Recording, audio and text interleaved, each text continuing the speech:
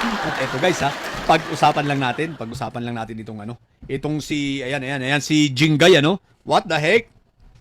At hiramin nga pala natin, shoutout kay Isa, no? Hiramin natin itong post niya. Ang sabi rito ni Isa, hindi talaga ako naniniwala, Sir Alfred Mark Guzman, na nadulas to sa banyo. Di ba? Jingay ba naman ang pangalan niya sa'yo? Eh, totoo naman.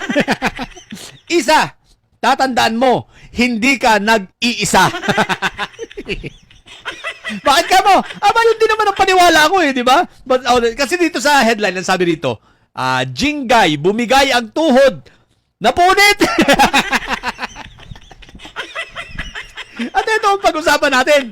Tumuwad niya, kaya napunit. Tarantado talaga to si Isay, no? Tinitira ng gusto si Jingay, eh. What the heck, Isa, ha?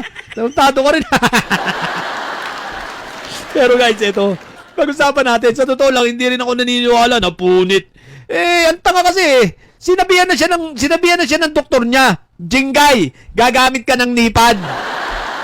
Eh, ang tigas ang, dalawa yan, either ang tigas ng ulo o naubusan ng supply ng nipad.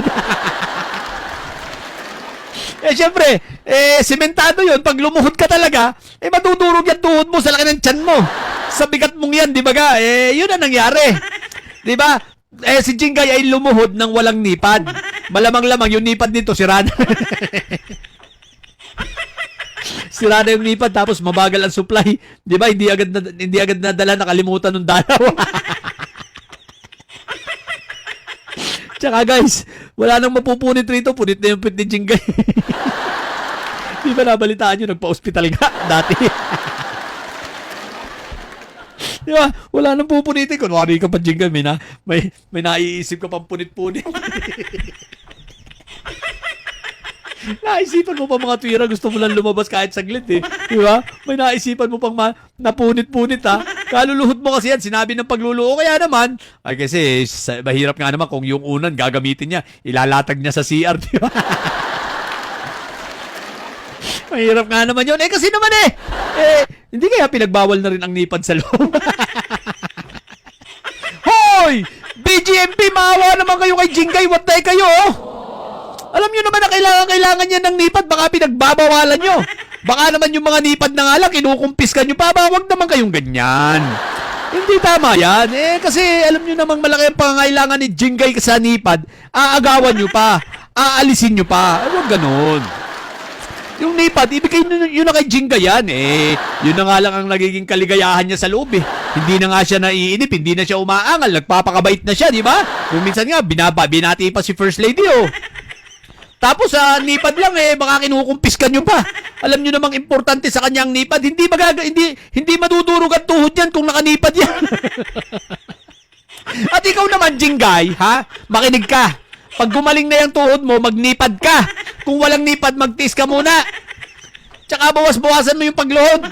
Masyado ka na nagiging religyoso. Napapadalasan yung panalangin, ha? Tapos iba't ibang punang nilulunan mo. Tarantado ka. Pwede ka naman lumuhod doon sa kama mo at wala sa CR. Ay, hindi nga pala pwede makikita ng bantay. Style pa nito ni Jingay. Napunit daw. Napunit. Wala lang pupunitin sa'yo. Punit na. Nadurog ang tuhod, kaluluhod. Simula kasi alam mo, matagal na naman itong relyoso, no? Pero nung pumasok siya sa loob, medyo talagang, hindi lang talaga naging basta relyoso, naging deboto. Naging deboto to, 3 times a day, lumuluhod. 3 times a day, lumuluhod si Jingay, what the heck? Kaya yun, nagdadrama lang ito si Jingay, pero sige lang, magpa-hospital ka na. Ipatahi mo rin yung wet packs mo para virgin ulit. Ipatahi mo na uli yung wet packs para virgin na uli, ha? Ang katarantaduhan mo kasi, Jingay, luhod ka ng luhod, sinabi na magninipad. Sige na, yun lang. What the heck? Ito kasi si Isa, na-trigger tuloy ako. Si Isa kasi, nang iisa ka Isa. Na-trigger tuloy ako. Na-open ko tuloy na si Jingay ay matagal ng punit. Tsaka naging religyoso na ngayon, di ba? What the heck? Sige na, Sa mga bubundidilis at may saya dyan. Ano? Ayan, yung isa yung kasamahan. Si Jingay na punit. Si Jingay na punit, nadurog ang tuhod.